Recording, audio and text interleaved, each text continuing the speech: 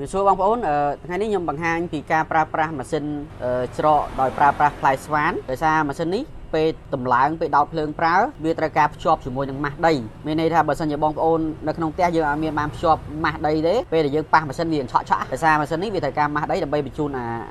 អេឡិចត្រិកហ្នឹងបញ្ជូនទៅដីតែបើសិនជាយើងអត់បានភ្ជាប់ទេពេលដែលយើងប៉ះតួវាកន្លែងណាមួយពេលដែលយើងដោតភ្លើងវា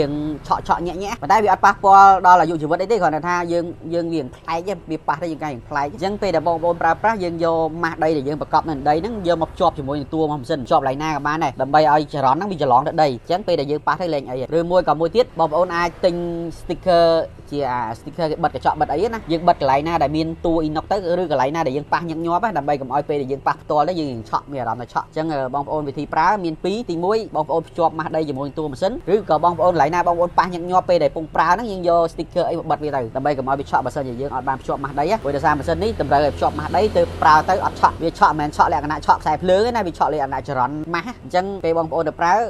ខ្ញុំជំរាបបានតែពីរហ្នឹងឯងណាបងប្អូនអាចយក sticker មកបិទកន្លែងដែលយើងប៉ះញឹកញាប់ពេលដែលយើងពងប្រើពេលយើងដោតភ្លើងណាដើម្បីកុំឲ្យយើងប៉ះទៅមានអារម្មណ៍ទៅឆក់ឬក៏បងប្អូនមានម៉ាស់ដីយើងភ្ជាប់មកយើងភ្ជាប់មួយតួម៉ាស៊ីនដាក់កន្លែងណាក៏បានដែរដើម្បីឲ្យចរន្តហ្នឹងវាច្រឡងទៅដីណាអញ្ចឹងសម្រាប់ការប្រើប្រាស់ការដោតភ្លើងអីក្នុងវីដេអូនេះខ្ញុំបង្ហាញប៉ុណ្ណឹងសម្រាប់ការប្រើប្រាស់ម៉ាស៊ីនសម្រាប់ការសារ៉េម៉ាស៊ីនខ្ញុំមានវីដេអូផ្សេងទៀតណាអញ្ចឹងបងប្អូនមានតម្រូវការក្នុងការច្រកណាយើងប្រភេទច្រកម្សៅម៉ត់